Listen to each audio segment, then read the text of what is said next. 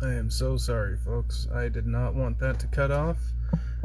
I'm probably going to switch this podcast over. I don't know how, but I'm going to switch this podcast over to some other medium because this 1 hour limitation is very frustrating and totally unnecessary. I'll probably just upload it here, maybe, or I might upload it elsewhere. I don't know. But this Instagram stuff, unless they get their, yeah, I don't even know if I want to try to reach out to the Instagram people, but if the Instagram people continue to keep this 1 hour limitation on me, I'll probably go somewhere else with these conversations because it's very very frustrating and very dumb, and there's no reason for it. So yeah, hopefully Zack will be back soon. It was a real shame that it got cut off at that point. I didn't know how much of the second hour we had left, but this has been very good. This has been a very good conversation. I'm so happy that he commented on my page actually on a technical point, and we went back and forth for a while, and then I ultimately ended up asking him on here because he knows what he's doing. He knows what he's talking about. He's very.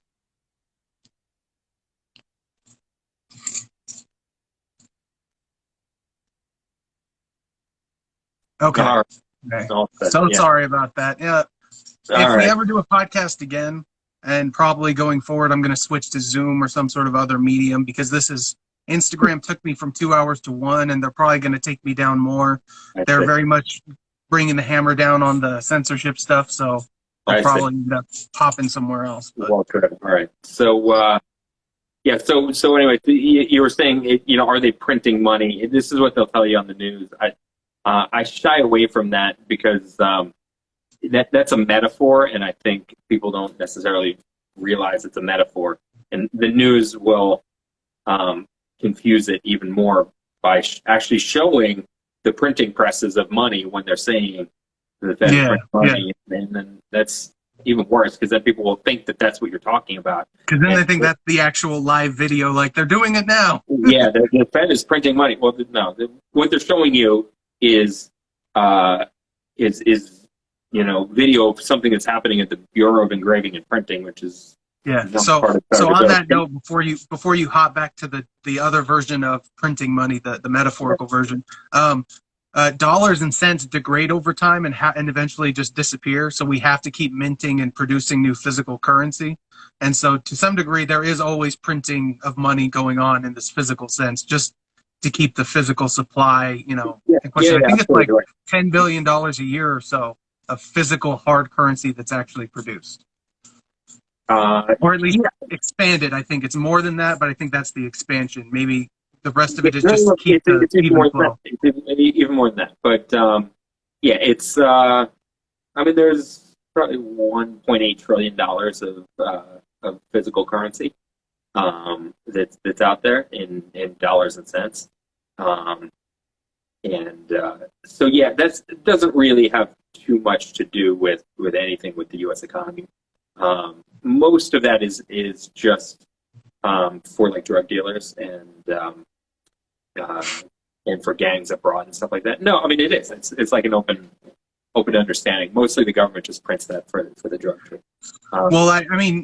So again on that point, like on one hand you have autonomous private mechanisms of exchanging currency, and then you have trackable versions. And trackable matters a lot to the federal government and to police forces law enforcement generally. So yes, criminals are the most notorious in terms of the dangers of having free, untraceable cash. But but do the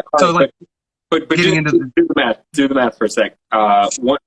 If there's 1.8 trillion of physical currency out there in dollars and coins, and so the population of the U.S. is 330 million or something like that, but not all the people are going to hold currency because they're children and things like that. So fine, we'll say 250,000 people in the U.S. who hold currency. So I'll take you through the mental math. If every person held $4, then we would need 1 billion, right? Mm-hmm. So if there's 1 trillion, that's 1,000 times as much. That $1 trillion of currency would be enough for every man, woman, and child who holds currency to hold $4,000 in their pocket at all times.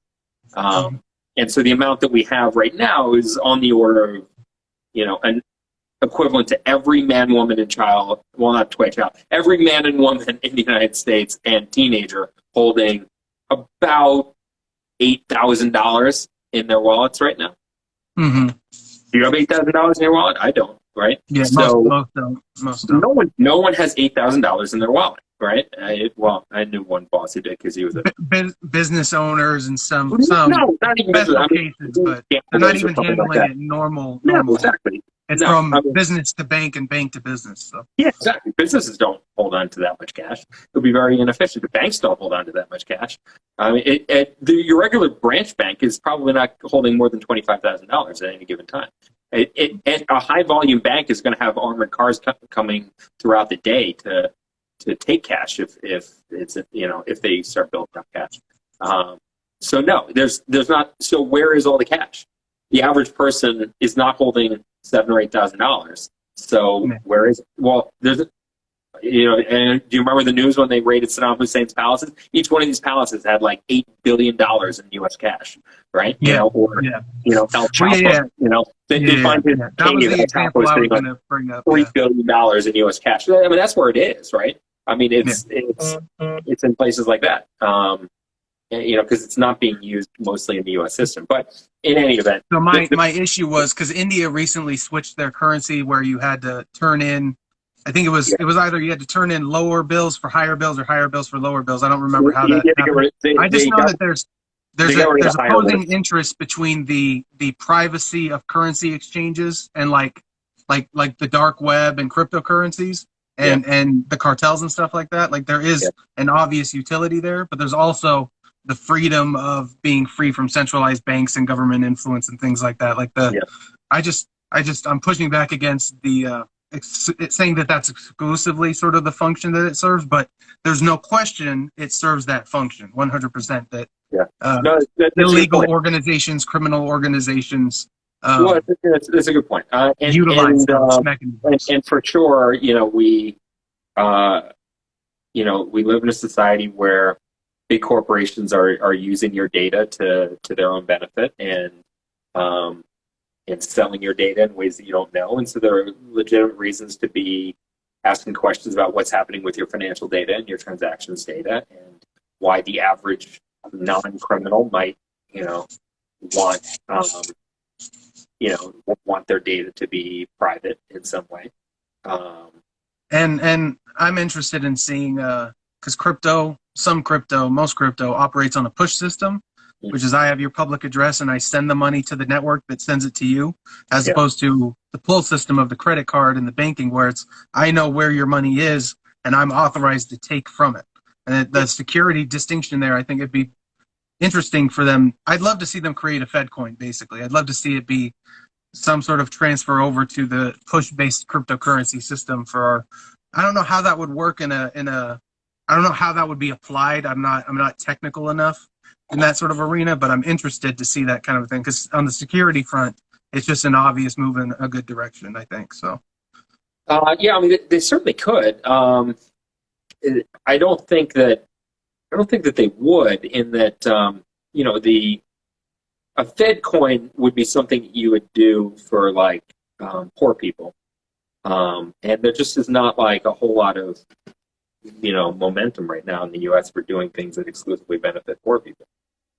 But it's really an answer to how do you serve people who are non-banked. So if you're wealthier, you have bank accounts, much less sophisticated financial products available, then you actually don't spend very much on financial services as a portion of your income, and you have access to doing things at low cost. The people who spend a large portion of their income on financial services, ironically, are poor people because they have to rely on check cashing services and payday lending and very expensive services. Andrew Yang, who's running for mayor of New York, has talked about wanting to create a a public bank for free public banking at that Right, local and they level. And do it. I'm interested to see what that would look like. Well, it exists in other countries. It's very big. Japan has a very big one. So it more or less looks like a post office. And Japan runs it out of the post office, and that's the default model is to do postal banking. And that's probably what would be done in the U.S. if they did it. Again, they're not going to do it because the United States doesn't care about poor people enough. But if they did, then there's really there's no problem in doing it out of the post offices, and which is to say, basically, basic financial services can be offered in a post office, right? Yeah. In the same way that you can go into a post office and you can get a PO box, and you can get your packages. If you don't have an ability to receive packages at your house, or you don't think it's safe, or you're at work and you're worried they're going to get stolen off the doorstep, you can have them sent to your post office, and you can go pick them up, right? That is one basic service. You might think of, the post office is just the place where the mailman picks up my mail and he brings it to my house. But they offer a few other services, right? You can buy stamps there. Maybe you haven't been in a long time, but other people they go pick up their packages, they buy stamps, they send things internationally, whatever. Well, I picked up, my grandparents had a PO box in their little town, and one of the little chores we got to do as kids, as the grandchildren, was go walk into town. It was like 5 blocks or whatever to the little office, and use their little key and go open the little box and pick up our stuff ourselves. So there you go, exactly right. So there's no reason that, for instance, they also can't do check cashing, or savings accounts or something like that. It's not going to be sophisticated financial services. You're not going to, they're not going to do brokerage services. Right? They're not going to do mutual funds. Like that kind of thing.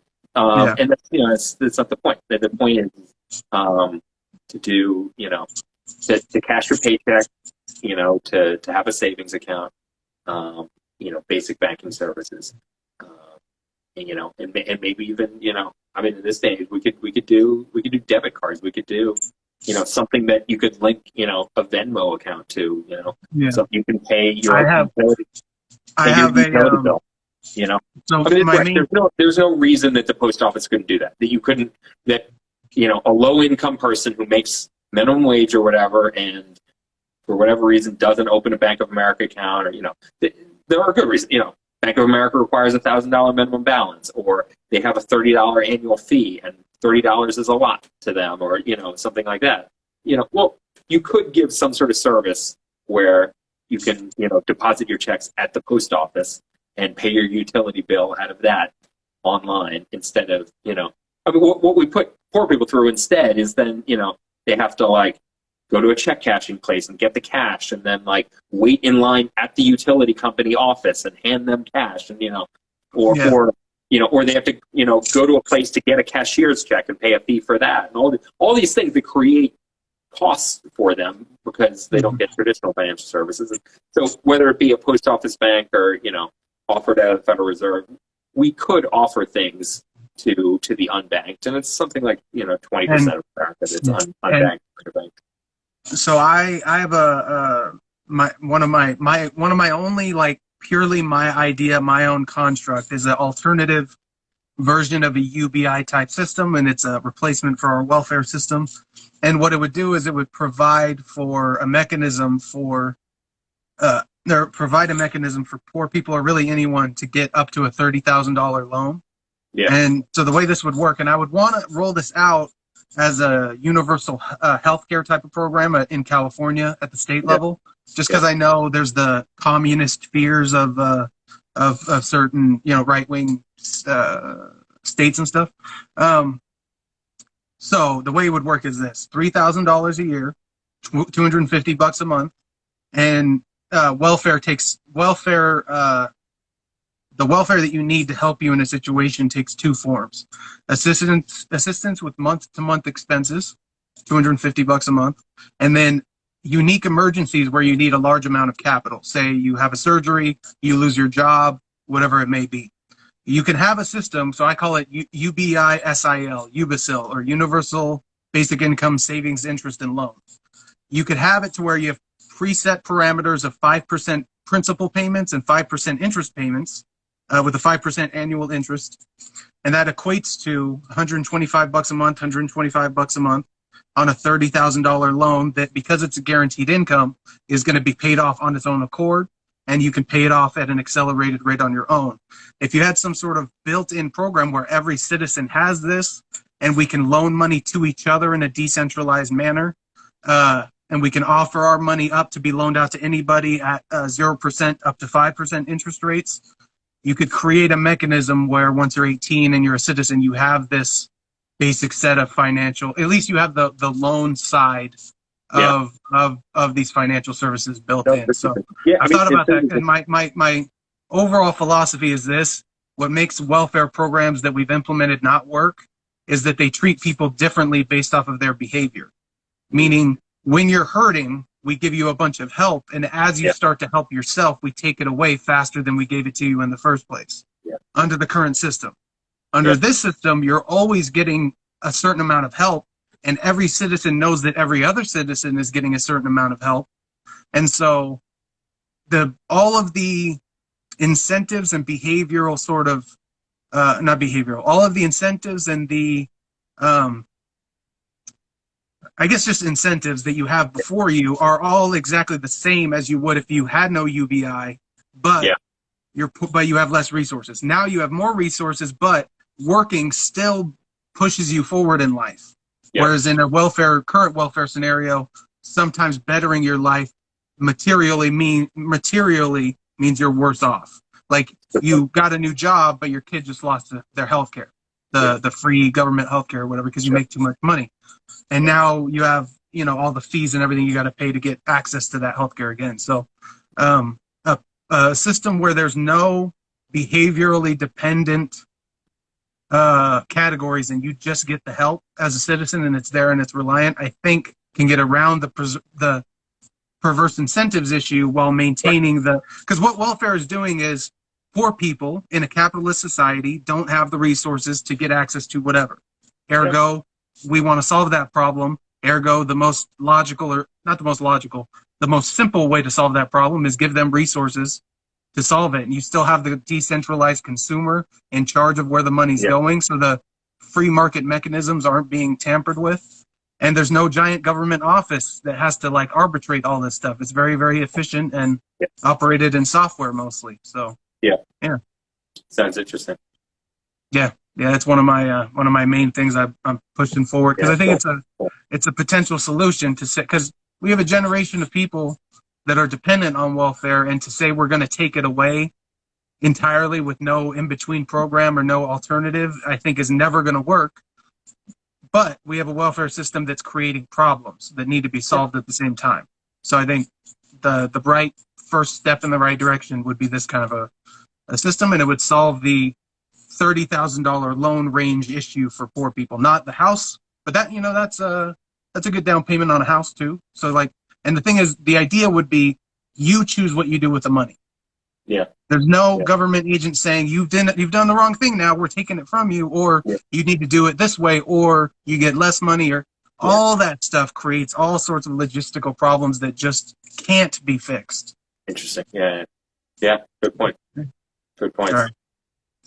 So I think I understood. So so the expanding of the balance sheet is just increasing the liabilities, and then where do the assets come into that game?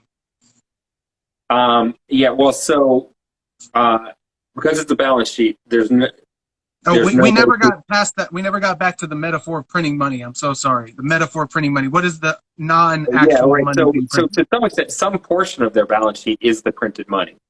But that's not a policy tool for them. They just steadily increase the amount of printed money for basically the reason that you said, which is to replace,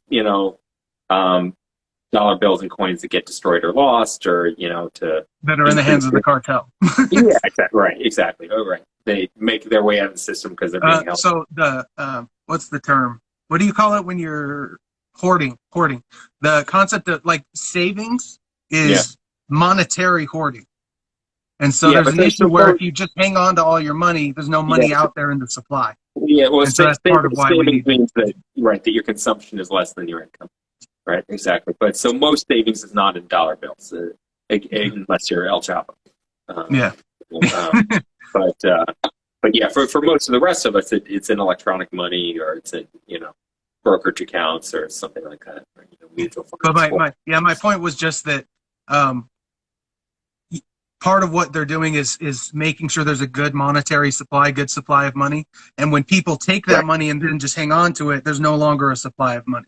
Yeah, well, yeah, I mean, almost like nobody. There is, but there isn't. It's not active. And again, almost nobody except for bad actors holds on to their savings in cash, right? So, and that's what our distinction is that most money doesn't exist in the form of actual dollar bills, right? It's electronic.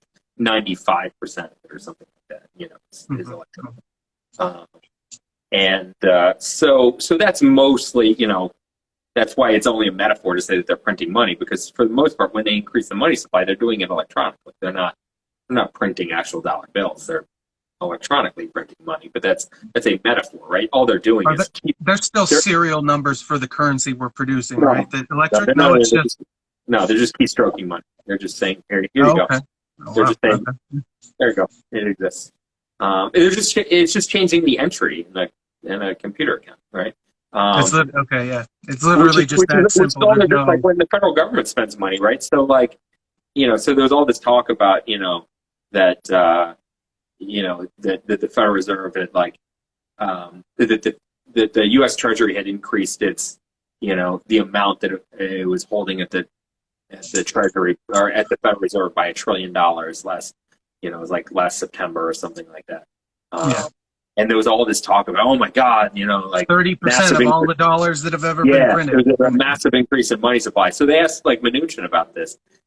He said, why is this? He said, well, we just put it there so that, in case, because we thought Congress might pass another bill. And he said, but, we could always take it back. And which is, he was explaining correctly, but misunderstanding of people, which is basically to say that if they write the checks, technically there has to be a bank account that's drawn against. But because the federal it's just federal government money, it's just changing, the number in an entry, right? So they can just go 1 trillion and just put it there, and then now the checks will clear, right? That's all they have to do, right? But they just have to preemptively do that before they write the check. Otherwise, technically, the check bounces, and that would be, so it's just a technicality that, before they, spend any money, they have to go like $1 trillion or something like that. But the money that they're sending you is IOUs of the government. So the government can send anybody whatever IOUs it wants. So is there a step in this game where you go to a place and give your dollars and you can get something in return? How does that work? Because it used to be there'd be gold. Because it used to be I have slips that are equivalent to gold. I should be able to go and get the gold for the slip, right? There's that idea. So what is that thing that we're getting? Well, the closest, the equivalent of that now is cash, which is to say that you have your money in the bank, and so most money is bank money, and that was true in the 1800s also. It's not, everybody thinks we're on the gold standard before. Again, that was only a brief experiment that didn't work. Even the 1800s, it was mostly bank money. So now there were issues with Hamilton and a national bank at that early stage. What is that? What was that? Complex. So Hamilton was of this, Hamilton was, the creator of the national bank. I think, are you thinking about how Jackson did not want there to be a national bank, and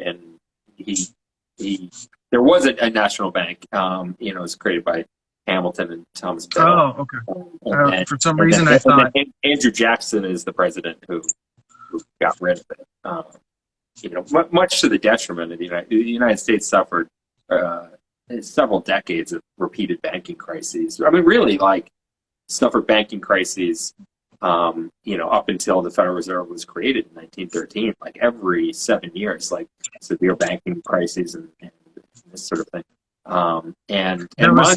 There's a point made by Thomas Sowell that part of the point of the Federal Reserve was to limit bank failures. and like bank sure, failures only went up after the fact.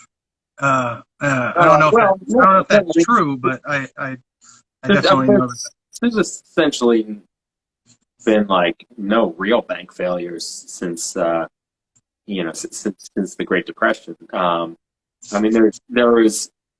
What does a bank failure look like? Is it just mismanaging the assets and liabilities pretty much and just hitting some No, trigger no. point? I mean, really, so really the issue is, what you're talking about thinking about the gold slips, which is basically that that what banks do is create what's called fractional reserve banking. So most of the money that's out there is created by banks. So they just create money. Like when they create a loan, they don't have anything there for the loan. They just, here you go, here's money, right? So if you want to buy a car or whatever, and they loan you $30,000 for the car, they just make that money. It's just new money. So, and then now it's in the system, right? Because then it got paid to the car dealership, and the car dealership used it to pay their employees or whatever. That's where most of the money comes from. So because it's all digital, these banks can create it and use it as if it's real money. In fact, in the 1800s, it wasn't digital, and they would just create paper notes. So the issue is, it's claimable against federal money, right?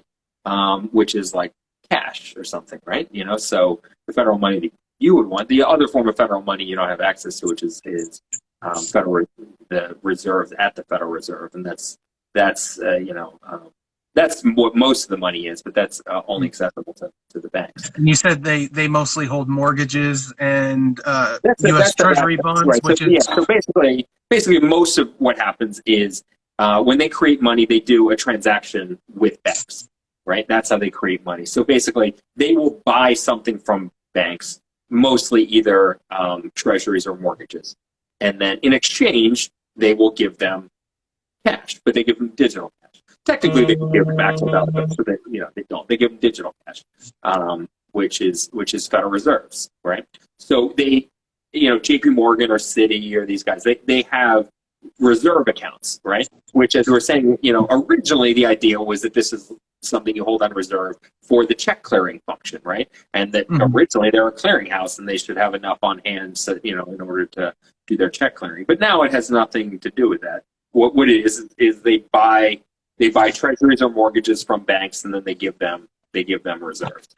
So that's what most of the money is. Most of the money is money that was created by the Federal Reserve buying something from banks. And what they buy from banks is treasuries or mortgages. And in exchange, the banks have a reserve. And then that money does that create, because they go into those two, because they go into the mortgage sector specifically, maybe this is a good thing, but does that create an artificial stability in the real estate market? It can, yeah. It can stimulate the market, and that's the area of the economy that is most manipulated by the Fed, for better or worse. It is overstated how much the Federal Reserve can impact the rest of the economy and inflation. They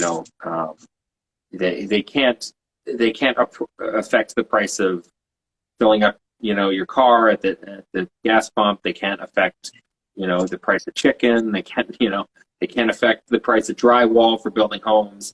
The Fed doesn't have anything to do with that. They can affect mortgage rates, and then therefore cost of buying homes and now prices.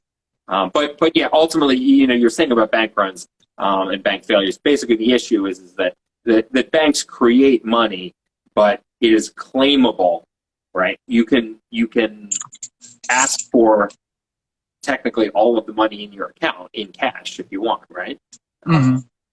But of course, banks don't have that amount of cash on hand. That's what a bank failure is when too many people ask for the cash and the bank doesn't have it. And so it's natural that the federal government would back that up because they're the ones who create cash. So it's really technically no problem to bail out the bank because you can, absent some sort of problem where there's mismanagement. But in just a bank run, there's no problem bailing out a bank run because that's just saying all of our customers want to hold on to a piece of paper instead of an electronic entry. And you go, okay, fine, let them hold the piece of paper. Then they're going to come back in a couple of days and be like, all right, we all calm down here. You can have the paper back. Yeah. So fine. It's like there's just is what we call in economics, temporary demand for liquidity, right? So, all right, fine. If you want to hold on to some pieces of paper, let them hold it. But the bank can't print the pieces of paper. So fine, like have the federal government show up and print some pieces of paper, dollar bills that people can hold on to until they calm down. And they're going to say, okay, we calm down, and then they're going to put their money back in the banking system again, right? So that's technically what a bailout is just letting people hold on to liquidity until they calm down. And so even the more complex versions, the things that happened in the bailouts and the credit crisis, were really oriented towards being just basically that that the guys who create the money, the Federal Reserve, have the ability to do a bailout because they can say, fine, if people need to hold on to our money while they calm down, then fine, they can hold on to our money and then they're going to put it back in the system, right? If they want to hold on to pieces of paper, then they can hold on to pieces of paper. They're not going to, and then they're going to give it back and use electronic money. Again, but that's in principle what the problem with the banking system, with the bank runs. Okay. Yeah. So then it would make sense. Yeah, because I didn't look up any. He sort of said that, and I didn't look into the data of it because I wasn't too concerned with bank failures. That was not the prime of my political study. But that's mostly in it. It's not mostly safeguarded by the Fed. It's mostly the FDIC that safeguards your bank deposits. Okay. So the Federal Reserve maintains the stability of the banks themselves, but what you're thinking about is your checking account. Whether your checking account is insured, or whether the savings and loan might go under or something like that. That's FDIC. The Federal Reserve gets involved in banking crises and things like that, like what happened in 2000. But okay. But yeah. No. So you talked about how the Federal Reserve can't really affect prices. The Federal Reserve does have a role to play when it comes to inflation and trying to manage it with how they set interest rates on the federal funds. So what? Yeah. Well, so I guess if they're looser with that policy, they can create general inflation, right? That's the story. I don't think it's right. But the story that you're told in introductory economics is that there's a relationship between interest rates and inflation, or between money supply and inflation, or things like that. But there are economic ideas that were created 100 years ago that have been proven to not be true. There's no relationship between money supply and inflation. There's no relationship between interest rates and inflation. It doesn't work that way. However, you wouldn't know it to turn on the news right now. And that's they're constantly talking about as though the Federal Reserve can contain inflation, and the Federal Reserve, for its own reasons, can't they can't turn around and be like, you know what, we can't. Sorry. I know everyone said we can do something about it, but we can't. Like they can't turn. They've got to say, oh yeah, we're watching inflation. They can't do it. The only thing they can really affect is housing prices, and then that has a ripple effect on to some extent like purchases of heavy machinery and things like that. Things that you would get a loan for. Cars, industrial equipment, homes. That kind of thing. They don't directly control those interest rates, but they can affect them. And then that, that might impact, purchases of cars and factories and homes and washer dryers and, whatever. Some component, but that's not most of what inflation is. That's not most of the economy. Yeah. Because inflation is calculated typically in pricing, right? Pricing indexes. Yeah, right. We're mostly talking about the consumer price index, which is made up of a vast basket of it's intended to be basically everything that you purchase, and large portions of it. Part of it's real estate, but large portions of it is transportation and energy and food and and things like that. That Federal Reserve's got nothing to do with it. They're driven by commodity prices and global supply and demand factors. Now you talked about how they can't really affect inflation too much. It is a pricing issue, like what inflation looks like in real life is prices going up. So, or at least from the consumer perspective, I should say. Yeah. And so that can be caused by, like right now we're paying a lot of people, so there's consumption, but they're not working, so there's no production. So that in and of itself will create some sort of a mismatch. Doritos right now can't produce enough Doritos to keep up with the demand. That's one example of a company that can't keep up. Prices change because of supply and demand, and that's what It's a misconception to think that it's going to happen because of the Federal Reserve. The prices are moving. There's significant supply issues right now in the world. Largely because of the pandemic, but not entirely. So a lot of the price movement is about supply. The most important aspects of what's moving is about supply. The most volatile parts of prices are, energy. It's oil and things like that. That's significantly by OPEC restricting supply. There's food items that have had a lot of inflation, and those are supply side for a couple of different reasons. Some of it's weather and droughts. Some of it's Tyson tried out a new strain of chicken over the winter, and that was a failure, and they didn't hatch enough chickens, and so there's a supply issue there.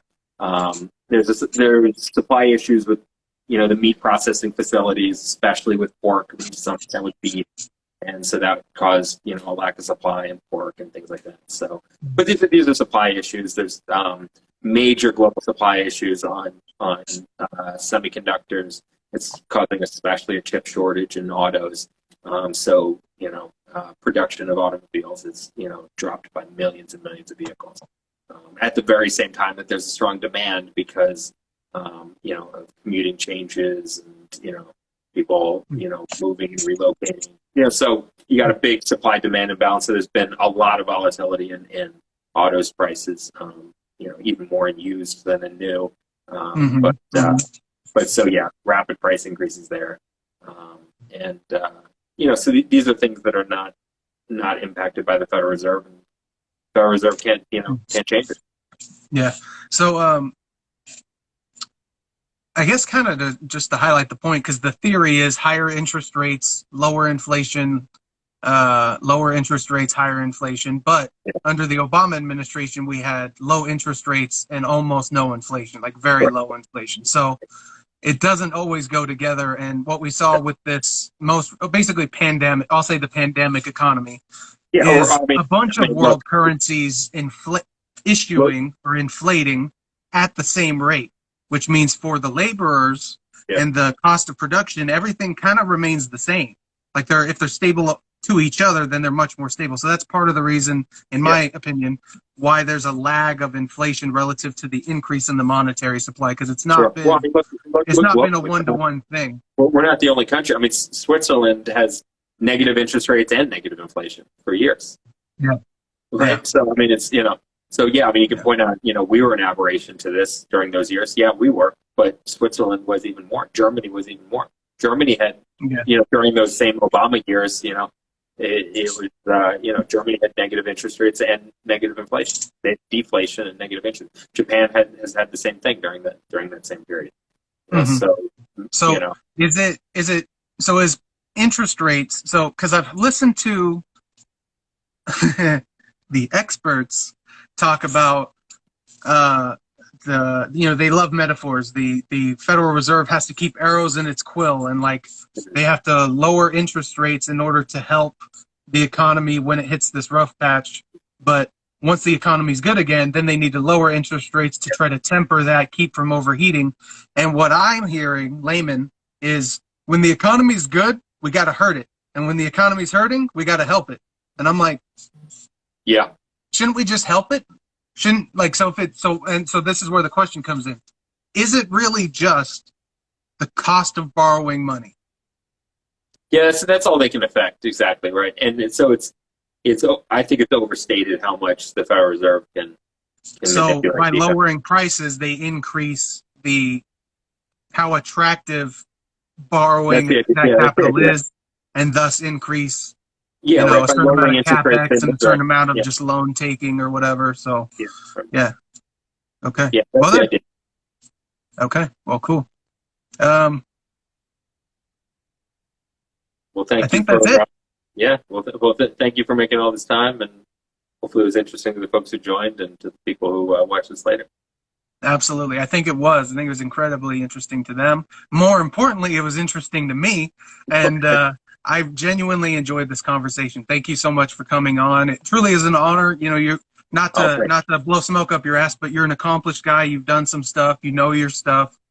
You commented on my page, and we had a very good like disagreement, but a very good back and forth. And I'm honored to have you on here. I'm really glad that me and my audience got to have this sort of free New York University lecture, and and I appreciate you for coming on.